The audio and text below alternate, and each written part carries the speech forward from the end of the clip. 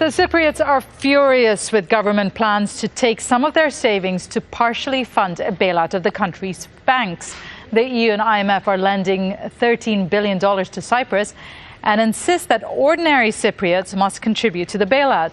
Ministers have been holding emergency talks over the deal, and a vote on the package will now take place on Monday. Al Jazeera's Peter Sharp is in the Cypriot capital, Nicosia. Well, the emergency session to discuss and debate the bailout was delayed 24 hours today. I think it gives the chance for the government to knock a few heads together politically to try and bring about some sort of political majority. He's got a very slim majority in Parliament, and talking to other political parties would give him a chance possibly to get the yes vote from other members of Parliament for when the bailout comes up for a vote tomorrow. Also, it gives the government and its economic advisors a chance to really assess what the effect of this bailout terms are on the other banks in Europe, because Monday the banks will be opening across Europe. Here it is a public holiday, so it'll give them a chance to measure that sort of response.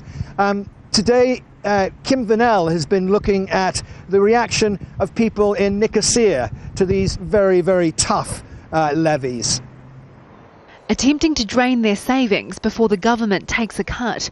But these anxious investors were a day late. I saw people withdrawing money on Saturday and I told myself, let's do it later. And then there was no money. All the cash points are empty. Beaten by the thousands who'd queued at ATM machines across the country. In the wake of news, the public could be funding the country's financial bailout. Banks put in place withdrawal limits, but that did nothing to deter would-be cash grabbers. Why should they take our money? I don't understand. We work and we deposit our money for our own purposes, and they come to take our money? This is unfair. Unfair.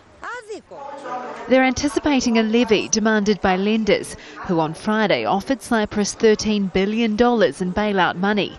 Under the deal, anyone with a bank deposit in Cyprus will be taxed. That means everyone who has less than $130,000 in the bank will pay a one-time tax of 6.75%.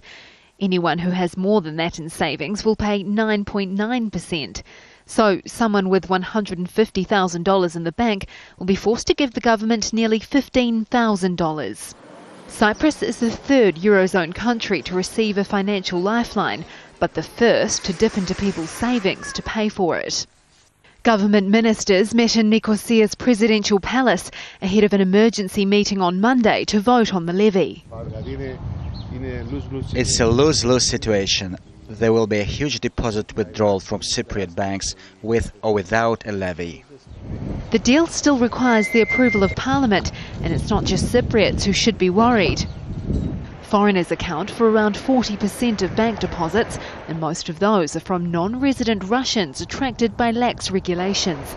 Those alone amount to more than $32 billion. On one hand, they're very happy because they believe that those businessmen who put their money to the Cyprus banks, not honest businessmen. On the other hand, some of the people concerned, but maybe part of their salary now on such a Cyprus bank deposit.